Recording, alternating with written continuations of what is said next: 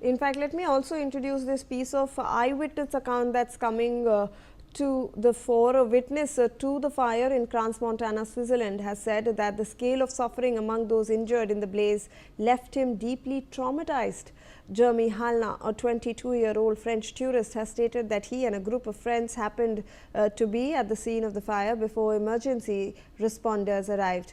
Halna said that his group tended to some of the victims personally, saying that people were in such distress that we could hear enormous screams. We ran all over town to the surrounding bars to get blankets and water.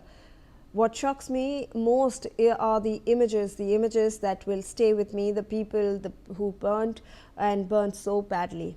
You couldn't even recognize them personally. I think I'll be traumatized for life. So when we look at such tragic, unfortunate incidents, obviously the people who have witnessed it firsthand go through a lot of trauma, sir.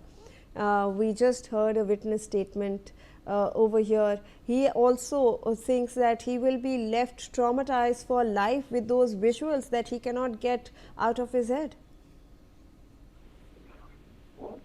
Yes, ma'am. And which the traumatization to the victims is, of course, but natural. But the people should be having some courage to face the situation like this. And it all depends upon their mental situation, how much they are frightened, how much they are courageous to deal with such type of situation. Because when such incident takes place, then the quick action, as is explained by the normal man, it definitely loses the ground for that. So all depends on whether they were so much damaged or they were able to take any corrective measures to themselves from their side.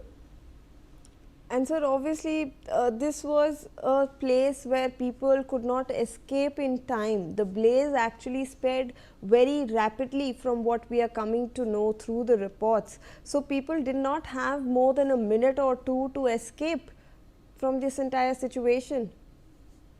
Yes, when the fire broke out in a closed area, then when you know exit route, and then it's very difficult because everybody is in haste to come out of that, and when there is no space to come out, then they have to be part of that bridge. That is also things like this in this incident. So whenever these incidents, whenever these establishments are allowed by any authority or the permission are to be required, the most important aspect is that to see whether there is any safety measures have been applied there or not. That is very important aspect when these things are allowed to be to run for the public gathering.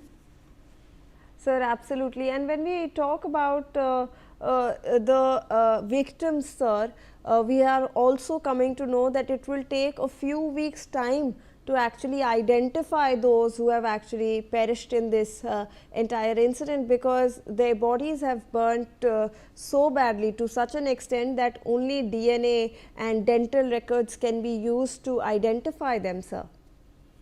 Yes, that is also another problem. And identify the dead bodies where these are very in charge position, because these are unable to be identified by their non-sequencing. Only when that record can also be checked out whether how many people were registered there to come into that site or not. That is also to be seen by the investigating agencies. And obviously, when there is no any other chance to identify the dead bodies, then only the DNA remains to be compared with their parents or some relatives. That will really take some time.